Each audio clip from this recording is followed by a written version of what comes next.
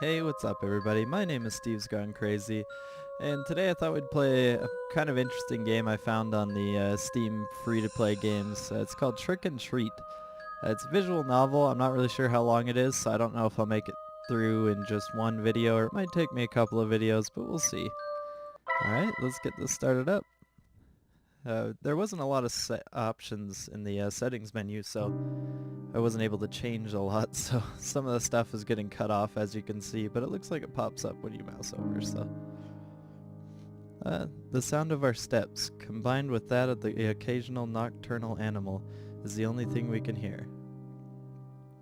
It's terribly dark in this place. The dense vegetation makes it impossible to see the sky or light from the moon. Our flashlights are the only things that light up our way. At times like this, one begs to not run out of battery. Yeah, I bet. We walk without knowing what we are really looking for, or better said, for no reason. Alright. We are just a group of boys bored with our lives, trying to create a lasting memory on this night instead of just staying home doing nothing. Today is October 31st, All Hallows Eve, better known as Halloween. 3 young men walk through a dark, but up until now, nothing special forest, me being one of them. We are doing it to prove our courage. It's too bad there isn't a girl here to see how brave we are. Ooh. Seeing it like that, one could say this is a meaningless effort. For a moment I stopped to look at my watch. It's 1:49 a.m. That means we have been walking aimlessly for more than 2 hours now. God, you guys should probably go home. I'm sure that many people would find a place like this terrifying.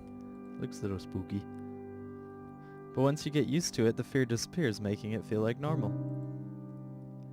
What makes us afraid of the dark is that we cannot know what hides in it, what lurks in the shadows. But this is clearly an empty darkness. At that moment, I sigh, feeling how tired my legs are. What is the point of being here? Clearly we had already demonstrated what we wanted. It would be best to return, I should tell them. I was about to speak when suddenly the atmosphere in this forest becomes strange. Suddenly a cold chill runs through my body. It was like any other chill, except it was not going away. For no reason, the air's temperature dropped from one second to the other. So much so, my breath becomes visible, turning into mist. Oh, it's a ghost. It doesn't end there. The air is now filled with a rotten smell, just a little short from being unbearable. Images of worms and flies soon appear in my mind, giving me a really unpleasant feeling.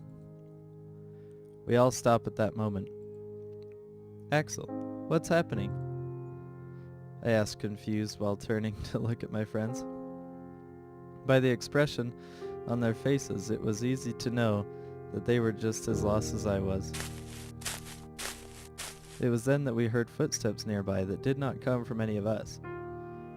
We all got dead quiet after that. I don't know if it was out of fear or to check if it was not a mistake, but we stayed motionless, like statues, without making a noise. Just looking at each other's faces, wondering the same thing. What was happening, friend? Axel, as if I could know. So I guess we're Axel and the friend are the friends. We heard the steps again. They clearly belonged to a human, or at least to a large animal, but there is something strange about them. It sounds as if the person walked, dragging one foot. Just thinking about it made me shiver. Friend, damn, why is this happening? It makes no sense. We should have returned home before, but now it's too late to regret it. I have the feeling that we are being stalked by someone. The strange footsteps stop, but I'm still feeling the presence nearby. I don't know where it is, but I know that it's looking at me. That cursed thing is looking at me. My heart is beating anxiously. It's almost as if my body was telling me to get out of there. But strangely, my friends seemed unable to perceive it. Friend, it seems that it's gone. It must have been just an animal. said one of them, convinced that we were safe. I would like to believe that too. We had a sigh of relief, however. Bad luck would soon strike us again. Oh no. Unexpectedly, the forest becomes darker than before in just the blink of an eye. But that wasn't the fault of the forest, but of our flashlights which went out. Oh, the three, only one, mine, was still working. Oh, of the three. Friend, what's going on? Did the batteries die? Asked one of them, scared, while they both beat them desperately, as if that was going to revive them. I can't blame them. The idea of walking in the darkness was not pleasant for anyone. But after a few moments, we had no choice but to resign ourselves to that. Once more the sound of our footsteps is heard, but the silence is different now. We are not quiet because we have nothing to say, but because we are afraid. We continue walking despite the fear that invades us. Visibility is almost zero, but we have no choice. In theory, we are walking back, looking for the exit, but I cannot remember anything of this forest. We could be walking in circles, and I would never notice it until it was too late. I hate the thought of it. I just want to get out of it. Suddenly, my thoughts are silenced. We hear the footsteps of someone, or something. Once more, the three of us become statues awaiting the presence to go. I hold my breath while feeling my heart beating anxiously. Damn, get away from here and leave us alone. Unexpectedly, the steps are heard closer. This time, they do not disappear, but rather come at us. I can't stand it. Desperately, I move my flashlight everywhere, looking for the author of those footsteps, hoping for the light to reveal their identity and erase our fears. Nothing, nothing, nothing. Is that all there is around here? Just empty air? My anxiety grows with each failed attempt. I refuse to believe that it was a ghost. Suddenly, when I move the flashlight again, I see a silhouette. I could not distinguish what it was, but for a moment, the light revealed something. Quickly, I point to the same place only to discover it was gone.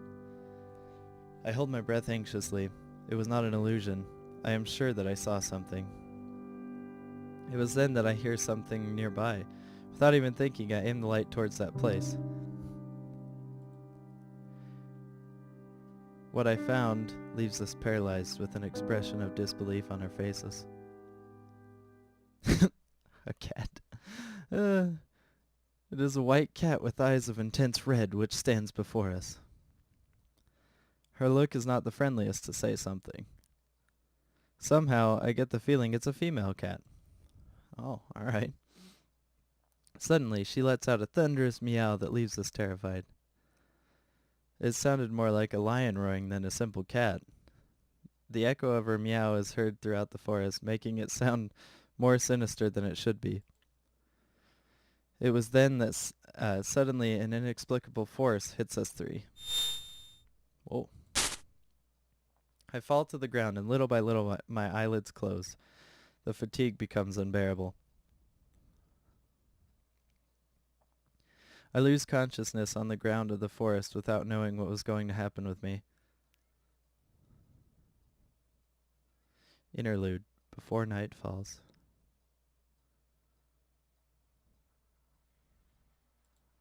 Oh, I had to click. Oh, there we go. It is a day like any other, so normal that it was almost painful. The only special thing that could be said about it is that it's October 31st. Far away were the movies when I was a kid. I'm pretty sure 31st is supposed to be ST, not TH, but it's a typo. Far were the memories when I was a kid and went out with my friends to ask for sweets from house to house. Just remembering it made me sigh. I feel nostalgic. Some things were better when I was a child, or at least seems like that. There were some who had good costumes, whether of superheroes or monsters. My friends and I, on the other hand, had to use our imagination. Creativity was our costume, you could say, no matter how funny it could sound. I remember that my mother once painted red my face and told me, "You will be the devil." But it seems only she saw it that way. When we went from home to home, everyone said I was the tomato man. But those things didn't matter to me since we always had a good time. If I asked for candy now, even if I had the best costume, I'm sure no one would give me anything. Except perhaps a scolding for acting like a child when I was 17 years old. I actually went trick-or-treating around when I was 17. I felt like such an idiot. But anyway, I can't stay in the past. I must live in the present, no matter how little exciting that may be. Back to reality. We are a group of friends who don't have any plans for today. Hey, that sounds like me and my friends. We are still not old enough to go to a disco, and I doubt guys as us would have any luck in that environment.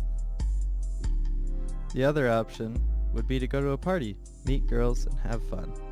Everything perfect, except that nobody has invited us. Not being popular has its disadvantages. I feel ya. Hey Axel, let's have a couple matches. What do you say? Matches of what? My friend Steven called my attention while playing with the game console. Oh, okay. Rush Red. I believe that's what the game is called. A fast and quite complicated fighting game for me. I would normally agree to play with him, but for some reason, I don't feel in the mood today. I have no desire to play now, I replied with discouragement. I almost feel bad for doing it. Boring. The AI is no rival for me. Steven said with confidence. That you're playing on normal difficulty does not help your argument. I don't feel like losing, but if you want, you can challenge to Alfred, I said, leading the attention to my other friend. I don't know how to play that, answered Alfred, doubting for a second. This sounds like me and my friends. He is sitting behind the PC, but it seems that he isn't doing anything interesting. The screen only shows a lot of text. I think he's in Wikipedia. Hey, don't you have something more fun to do? I asked with discouragement, without even thinking about what he was reading. Alfred looks at me surprised. The actual problem with society is that people are not interested in discovering their history. He is one of those pseudo-intellectuals always looking for any rare information to appear smarter than others. When we forget our past mistakes, we are doomed to repeat them, he added later. What are you talking about? This village is small and its story is not interesting at all. Nothing outside of the normal has ever happened in it. Alfred laughs mockingly after hearing that. Your ignorance is worthy of praise. He pauses, filling his chest with pride. The very fact it is a small town is the reason it's full of mysteries. Did you know that 20 years ago on this date a man disappeared? So, what about it? I ask without being impressed or even interested in the least. Things like that happen all the time in all places. As I thought, you don't know the history despite living in this very place, Alfred said while adjusting his glasses in an arrogant gesture. There is a legend behind the disappearance. That is what I was reading. After listening to him, I looked back at the computer screen with curiosity. It's then that I noticed that it was not Wikipedia, but some other page. Come on, read this and learn a little, Alfred said, inviting us to read what was on the screen. Both Stephen and I moved closer to read it. Town of Abingdon, Oxfordshire Country, 1994. I came to this town with only 4,000 inhabitants to support them in an investigation. Truth is that never in my life have I seen something this strange. I won't say your typical detective-ish nonsense that I have seen thousands of strange things in my life. I've seen many crimes, yes, some difficult to solve, but all of them were human. Even if you don't know how they managed to perpetuate the crime, you know that they are people like anyone else. In this case, I don't think I'm able to say the same thing. Truth is that I can't understand what happened. It's kind of interesting, this town of 4,000 inhabitants. I actually grew up in a town with half that population. I clicked, whoops. I was called for the disappearance of a man named Matthew Graham. 23 years. Single. The last time he was seen, he was returning home from a Halloween party. He had drank alcohol but was still sober. Or at least that's what witnesses said. Anyways, this is not something which can be explained with a simple drunkenness. He apparently got lost on the way home and decided to enter the forest called Oakwood. It had rained yesterday, so the ground was wet and muddy. We could easily find his traces, which were leading deep inside the forest. Apparently, he walked for 3 hours before stopping. I say stop, but the truth is, we don't know what happened then. The tracks suddenly ended up in a clearing in the forest. And that's all. There was no evidence of struggle, no other trace, or pieces of clothing on the ground. There was no blood, no more footprints, or anything else. The depth of his last footprints and the position they were in indicated that he was still walking. No point he stood still. It was as if he had vaporized in the air, with all his clothes in the middle of his walk. Obviously, I can't believe such a thing, but I can't give another explanation. The only thing I remember is that near the footprints I sensed a faint smell of rot. However, there were no animal corpses nearby.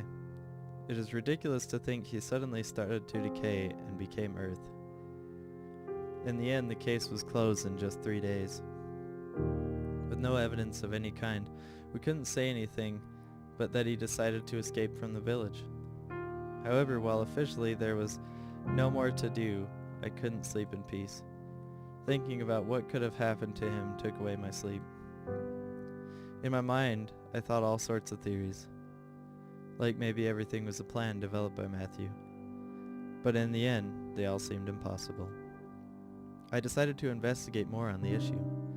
I searched the town for similar stories, and to my surprise I found 4 more, all young men. The story was always the same. They walked into the forest alone, disappearing without a trace. Even more curious is that all of them disappeared on the same date, October 31st. But there is more. A detail that completely eliminates the possibility that there is a killer or a kidnapper behind this. And that is the separation of the years. Roger Bacon disappeared in 1924. Mitchell Smith disappeared in 1867. Jason Black disappeared in 1813. And the worst of all, Oswald Taylor disappeared in 1707. It simply couldn't be possible. My curiosity led me to dig deeper. I thought that the answer may be in the past of the forest. It was then when I discovered that what seemed to be a simple and boring forest actually had a great story. Before it was called Oakwood or Oaks Forest, the place was called Witchwood. The word witch has huge similarity with witch. Taking into consideration that it is an old name and languages change over time, that indicates that it was the forest of witches. Apparently more than 400 years ago, the people of the village believed witches lived in the woods. Unfortunately, almost all the information is already lost. They were stories told in voice, without a properly written record. I just know that with the change of religion to Christian, people stopped seeing the witches with good eyes and began to hunt them. Apparently the last one before her death cast a curse on the forest, which even today should continue to exist. Anyway, obviously I cannot accept something like that as the answer. In the end, I have no other choice than accepting that each of them escaped from the village. Using the legend of the forest to make it look like it was something supernatural.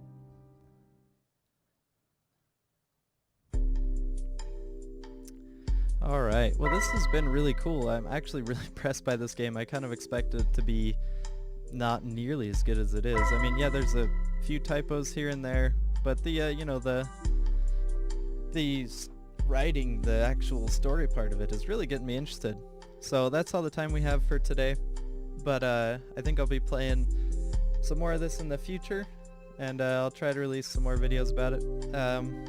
I just recently got Resident Evil 7, so I might be playing that a bit, but I'll be uploading videos of that as well. So yeah, if you like the video, you can like and subscribe, and you can hit the notification button if you want to get notifications about when I put another video out, and it might be another half of this if you enjoyed it. Anyway, have a good one.